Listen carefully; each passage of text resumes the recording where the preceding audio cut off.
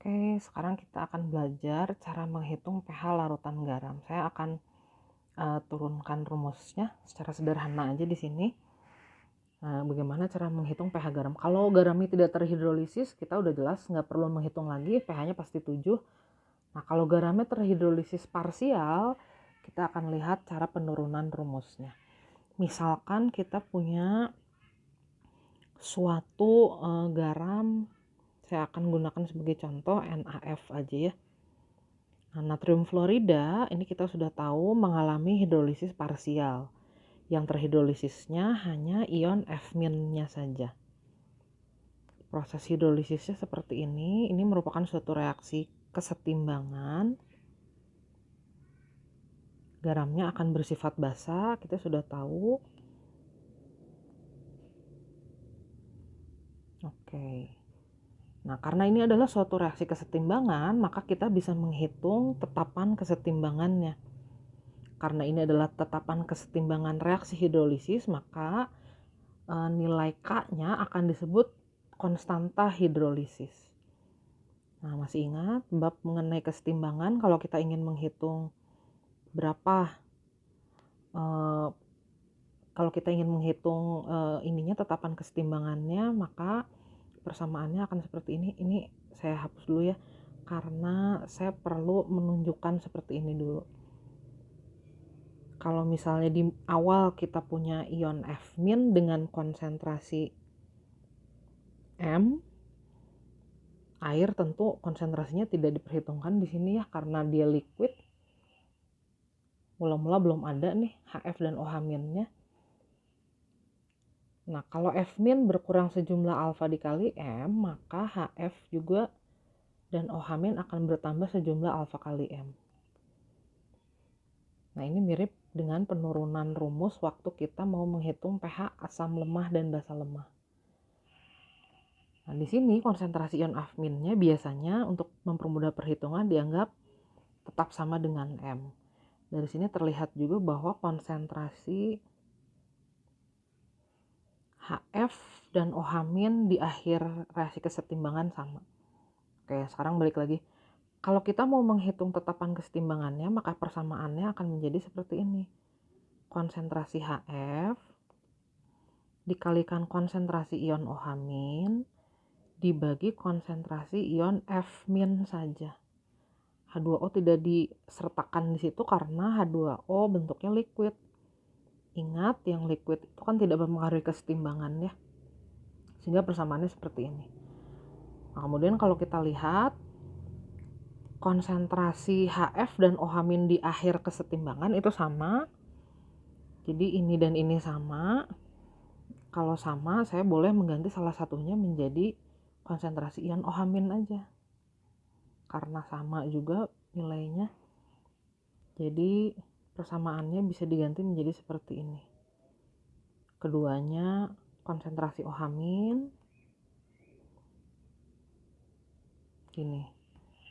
Atau kalau kita turunkan jadi konsentrasi ion OH- kuadrat sama dengan KH dikali F-, atau OH- konsentrasi ion OH- adalah akar tetapan hidrolisis dikali konsentrasi F-nya. Nah, nanti dari persamaan ini kita akan bisa menghitung konsentrasi ion OH- sekaligus pH dari larutan garam. Nah, tinggal kita melihat si KH-nya sekarang. Nah, ingat-ingat bahwa KH itu adalah tadi seperti ini ya bentuknya. Nah, sekarang mari kita ingat lagi bahwa kalau kita punya suatu asam lemah, di sini kan ion F-nya berasal dari asam lemah HF. Kalau kita punya asam lemah HF, asam lemah ini terurai sebagian menjadi ion-ionnya. Dan tetapan kesetimbangannya kita bisa sebut Ka. Ka itu konsentrasi H+ dikali konsentrasi F- dibagi konsentrasi mula-mula basanya. Dan jangan lupa proses ini terjadi di dalam air, dan di dalam air juga ternyata molekul air juga mengalami reaksi penguraian sebagian seperti ini. Tetapan kesetimbangannya kita sebut Kw untuk water. Nah, kalau Kw, cara menghitungnya hanya konsentrasi H+ dikali konsentrasi ion OH-. Nah, sekarang kalau misalnya kita hitung Kw per Ka, maka kita akan memperoleh, bagi aja ya yang di atas itu dibagi yang di bawah. Maka kalau kita hitung Kw per Ka akan menjadi seperti ini nih, H+ dikali OH- dibagi H+ dikali F-. Nah, HF jadi naik ke atas ya. Jadi seperti ini. Nah, kalau H+-nya kita hilangkan, jadi Kw per Ka itu adalah OH- dikali HF dibagi F-. Nah, kita bandingkan dengan KH. HF kali OH- dibagi F- ini ternyata KH. Jadi ini kita bisa ganti KH itu menjadi Kw dibagi Ka. Maka cara menghitung konsentrasi ion OH- untuk suatu garam basa boleh kita hitung dengan rumus seperti ini. Setelah kita turunkan akar, nah KH-nya kita ganti Kw per Ka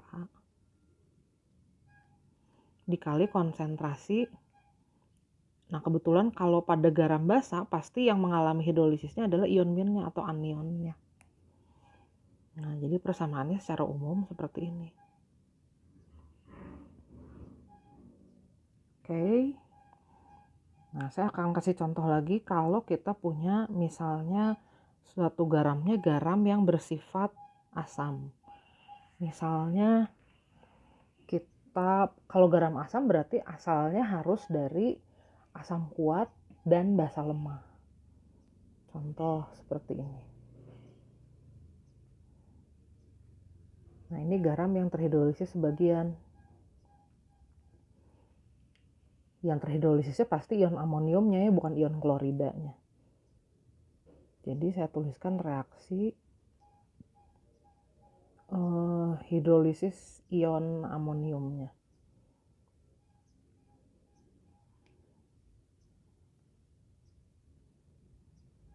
Jadi seperti ini. Nah, ini garamnya bersifat asam karena menghasilkan ion H3O+. Sama seperti tadi, kalau kita mau hitung KH-nya, berarti caranya adalah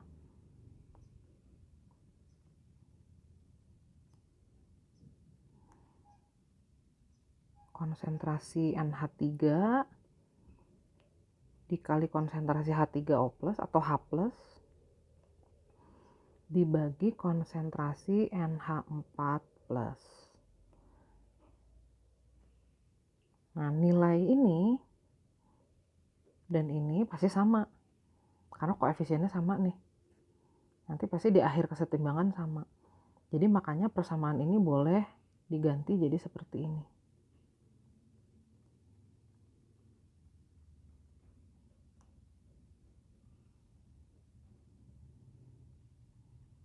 Gitu.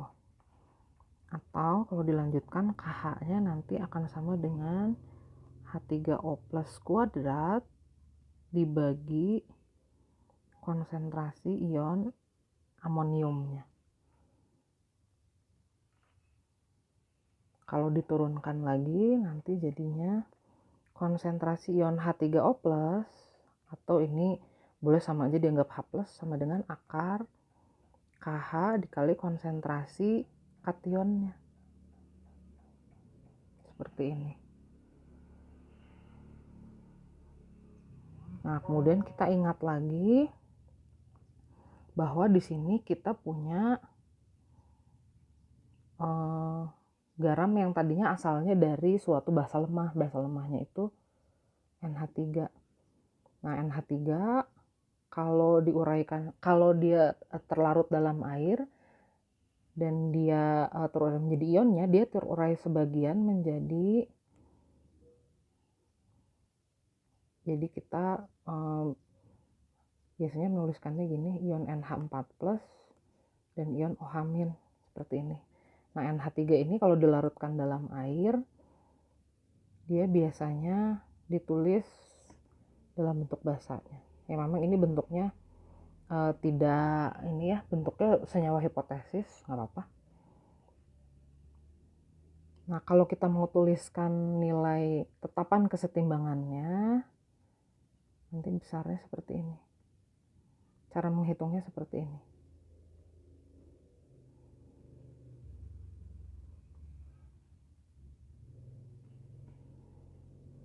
Kemudian jangan lupa ini prosesnya terjadi di dalam air.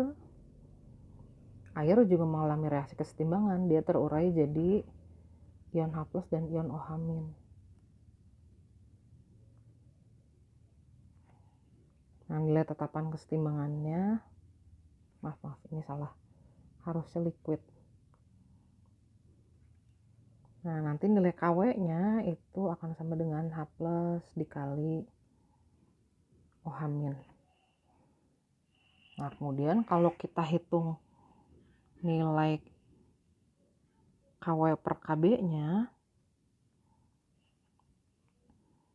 kita masukkan ke sini. KB-nya ini nih, kita masukkan.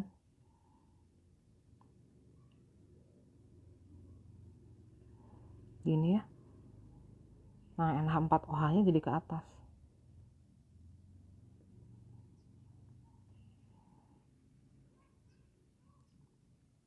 Seperti ini. Nah, konsentrasi NH4OH itu sebenarnya sama aja dengan konsentrasi NH3 dalam bentuk larutan. Jadi boleh aja saya tuliskan seperti itu. H+ dikali NH3 dibagi NH4+ itu apa? Ini ternyata ya, dia adalah KH. Nih. NH3 dikali H+ atau H3O+ dibagi NH4+ sama aja. Nah, jadi rumusnya juga bisa kita ganti. Kita turunkan. Jadi secara umum untuk suatu garam terhidrolisis sebagian dan bersifat asam, maka konsentrasi ion H+-nya itu akar. Nah, KH-nya boleh diganti jadi KW per KB dikali konsentrasi. Nah, di sini pasti yang terhidrolisisnya adalah kationnya atau ion plusnya. Jadi persamaannya menjadi seperti ini. Oke, saya beri contoh misalnya. Misalnya kita akan menghitung pH dari larutan, kita gunakan aja yang tadi ya. Yang pertama, misalnya NaF 0,1 molar. Kemudian biasanya diberitahu datanya Ka asam lemah pembentuk garamnya.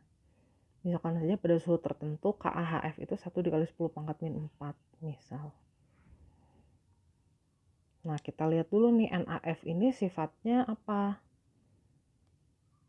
Dia terurai jadi ion Na+ dan F- yang mengalami hidrolisisnya ion F-. Hidrolisis ion F- menghasilkan ion OH-. Oh, berarti garam kita bersifat basa. Cara menghitung konsentrasi ion OH-nya kita gunakan rumus yang tadi sudah kita turunkan.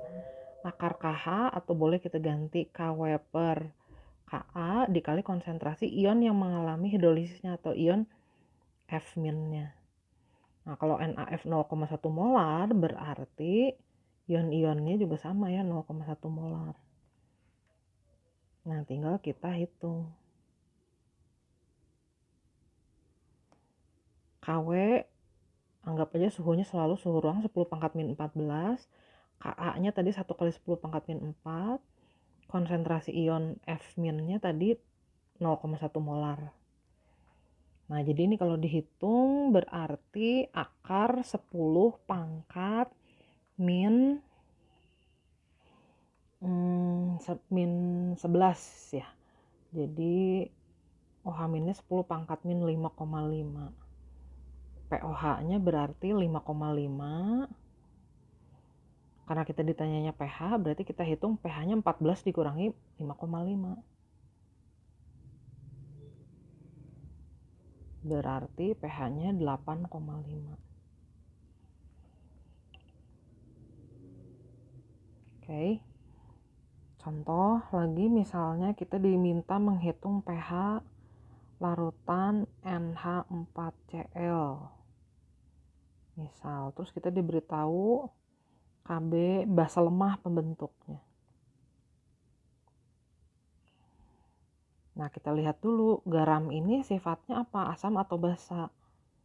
Kita lihat dulu, kationnya ion NH4+, mengalami hidrolisis, anionnya ion Cl-.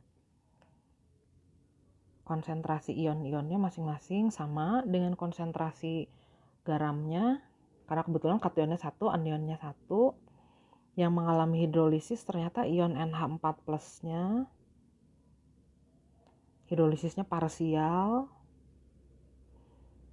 dihasilkan ion H+. Jadi hidrolisis ini menghasilkan garam yang sifatnya asam. Kita gunakan rumus yang tadi sudah kita turunkan. Nah, ini konsentrasinya jadinya konsentrasi kation kalau di sini. Kw-nya 10 pangkat min 14, Kb-nya 10 pangkat min 5, konsentrasi NH4+-nya 0,1. Jadi kalau dihitung ini jadi 10 pangkat min 5 konsentrasi ion H+-nya. Nah, pH-nya jadi 5. Nah, ini garam terhidrolisis sebagian bersifat asam. Kalau yang ini garam terhidrolisis sebagian bersifat basa karena pH-nya di atas 7.